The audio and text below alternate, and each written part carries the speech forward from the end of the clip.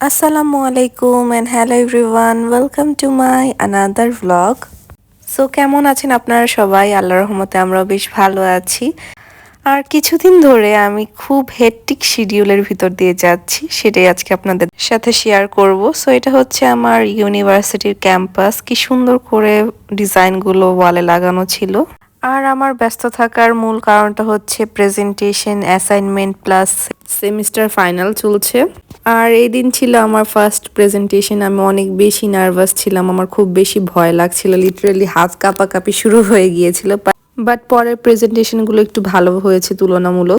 আর এটা ছিল মাদার্স ডেতে আমি আম্মুর জন্য ছোট্ট একটা গিফট নিয়ে এসেছিলাম আম্মুকে সারপ্রাইজ দেওয়ার জন্য, আর সাথে জাফরিনও আম্মুর জন্য গিফট নিয়ে এসেছিল।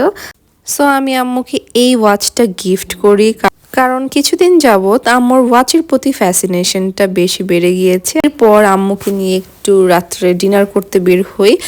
আমরা সেদিন গিয়েছিলাম আমাদের ঐতিহ্যবাহী জিঞ্জিরার পাফিন চাইনিজে। আগে অনেক খাওয়া হতো এই চাইনিজ থেকে, কিন্তু অনেক রেস্টুরেন্ট হয়ে যাওয়াতে এখন আর এখানে খাওয়া হয় না। অনেক বছর পরে গিয়েছি, কিন্তু টেস্টটা আগের মতো ছিল না। এর 2 দিন পর আমি আর জাফরিন দুইজন একটু সিক হয়ে পড়ি, আমাদের ভয়ঙ্কর ঠান্ডা লেগে গিয়েছিল। তাই আম্মু আমাদের জন্য গরম গরম থাই স্যুপ বানিয়ে দিয়েছিল। আর এই যে দেখুন জাফরিনও ওর অ্যাসাইনমেন্টগুলো করছে। এরপর আমি একদিন শাহি টুকরা বানালাম। সো শাহি টুকরা বানানোর জন্য আমি ব্রেডটাকে প্রথমে ঘি দিয়ে ভালো মতো ভেজে একটু লাল করে নিয়েছিলাম, আর সাথে দুধটাকেও ঘন করে নিয়েছি। ব্রেডগুলো ভাজার পর এর উপর দুধ দিয়ে উপরে মালাই দিয়ে দিয়েছিলাম। এরপর আমরা চলে যাই আমাদের ঐতিহাসিক জিঞ্জিরা বাজার গরু ছাগলের হাট দেখতে। আর আমাদের মতো গরু প্রেমিকরা এই 3টার জন্যই 1 বছরের অপেক্ষায় থাকে। হাটে অনেক গরু উঠেছিল, বেশিরভাগই অস্টাল উঠেছিল।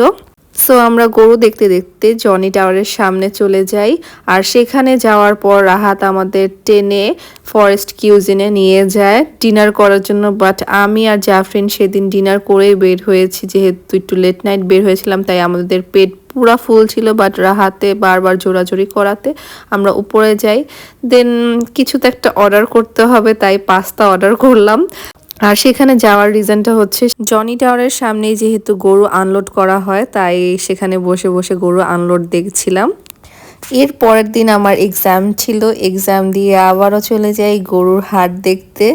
আর এই যে গরুটা দেখুন, এক্স্যাক্টলি আমাদের কেনা গরুটার মতোই লাগছিল, কিন্তু আমাদেরটা একটু বড় ছিল।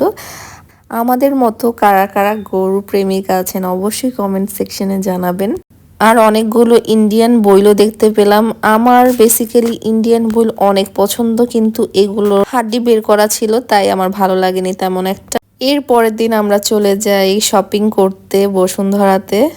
শপিংয়ে যাওয়ার কথা আগেই ছিল, বাট আমার এক্সাম থাকার কারণে একটু লেট হয়ে গিয়েছে।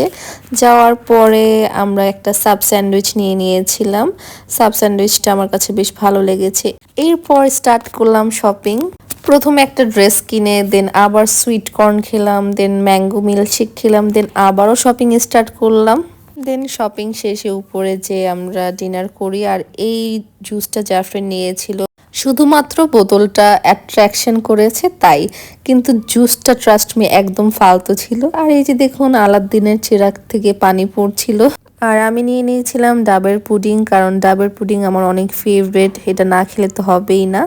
আর সাথে নিয়েছিলাম এই সিজলিং প্লেটারটা, দেন নিয়েছিলাম সি ফুড চাউমিন। সো খাওয়া দাওয়া শেষ করে আমরা বের হয়ে পড়ি। দেন আমরা চলে যাই হট কেকে, কারণ জাফরিন অনেক দিন ধরে হট কেক খেতে চাচ্ছিল। আর জাফরিনের আর আমার দুজনেরই হট কেক খুব বেশি ফেভারিট। দেন বাড়ি ফেরার পথে ব্রিজে দেখতে পেলাম অনেক গরুর ট্র্যাক যাচ্ছে। সো এগুলো দেখে ভালোই লাগছিল।